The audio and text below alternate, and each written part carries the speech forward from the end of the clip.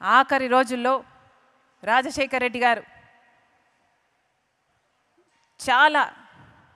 చాలా కోరికగా రాహుల్ గాంధీ గారిని ప్రధానమంత్రిని చేయాలి అని కూడా చాలా కోరుకున్నారు.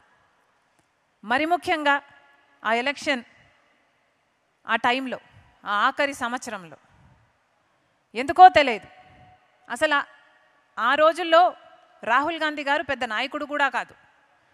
అప్పుడు రాహుల్ గాంధీ గారికి వయసు 35 సంవత్సరాలు.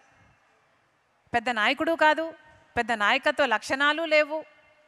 ఆ రోజులో పెద్ద నాయకుడు కావాలి అన్న తపన ఆయనలో కూడా లేదు.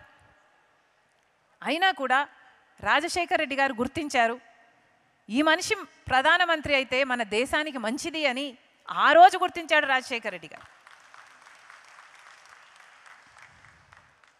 ఎంత ముందు చూపు ఉండాలి ఆ మనిషికి. రాజశేఖర రెడ్డి గారికి రాజీవ్ గాంధీ గారికి చాలా దగ్గరి సంబంధం. రాజీవ్ గాంధీ గారంటే రాజశేఖర రెడ్డి గారికి చాలా ప్రీతి. ద పర్ఫెక్ట్ జెంటిల్మెన్ అనేవారు రాజీవ్ గాంధీ గారి గురించి.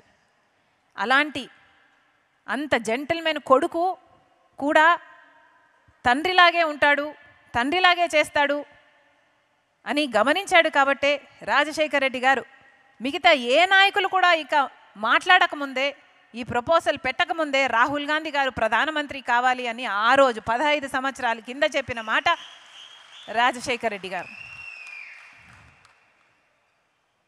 కానీ ఈరోజు చూస్తున్నాం మనం రాహుల్ గాంధీ గారు ఎంత గొప్ప నాయకుడు అయ్యాడు అని. నిజంగానే ఎంత మంచి మనసుంది, తన తండ్రిలాగానే ఎంత గొప్ప వ్యక్తిత్వం ఉంది అని ఈరోజు రాహుల్ గాంధీ గారిని చూస్తే అర్థమవుతుంది.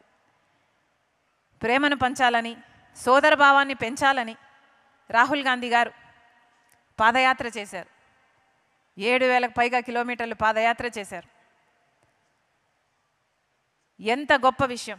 అంత దేశాన్నే ఏలబోయే ఒక ప్రధానమంత్రి ఈరోజు పొద్దున పంపించిన మెసేజ్లో రాజశేఖర రెడ్డి గారి గురించి, రాజశేఖర రెడ్డి గారి పాదయాత్రే నా పాదయాత్రకు స్ఫూర్తి అని అనటం, రాజశేఖర రెడ్డి గారు నా మెంటర్ అని అనటం ఎంత గొప్ప విషయం. నిజంగానే మనస్ఫూర్తిగా ఈరోజు రాజశేఖర రెడ్డి గారి బిడ్డ విశ్వసిస్తుంది, ఆ రోజు నాన్న చెప్పిన మాట నిజం, నాన్న కోరిక నిజం. రాహుల్ గాంధీ గారిని ప్రధానమంత్రిని చేసుకునే బాధ్యత మన అందరి మీద ఉంది.